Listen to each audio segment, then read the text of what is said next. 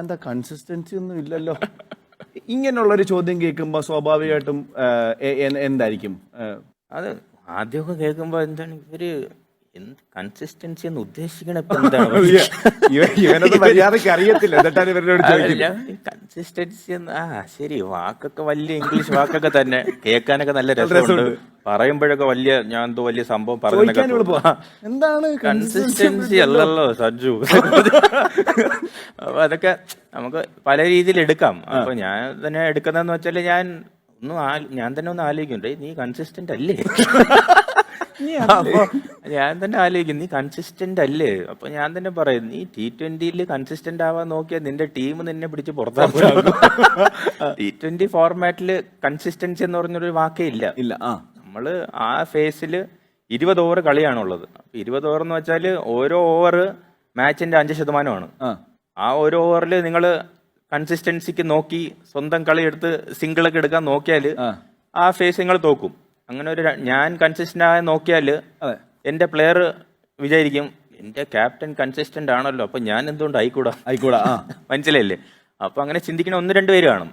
അപ്പൊ ഈ 3 പേര് കൺസിസ്റ്റന്റ് ആയാല് പിന്നെ ടീമിന്റെ അവസ്ഥ നമുക്ക് മനസ്സിലാക്കാം.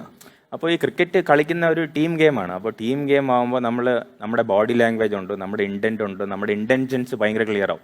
ക്രിക്കറ്റ് അറിഞ്ഞിട്ട് ആൾക്കാർ ക്രിക്കറ്റ് കാണുമ്പോൾ ഈസി ആയിട്ട് മനസ്സിലാവും ഈ ആൾ കൺസിസ്റ്റൻസിക്ക് വേണ്ടി കളിക്കുകയാണോ, ആ റോള് കറക്റ്റായിട്ട് ചെയ്യാൻ നോക്കുകയാണോ.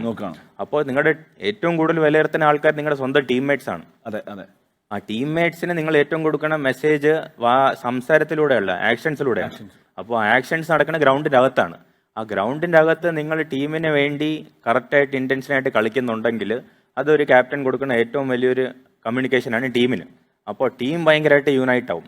സഞ്ജു, ഞങ്ങളുടെ ക്യാപ്റ്റൻ അങ്ങനെ കളിക്കുന്നുണ്ട്, എന്തുകൊണ്ട് ഞങ്ങൾക്ക് അങ്ങനെ കളിച്ചുകൂടാ?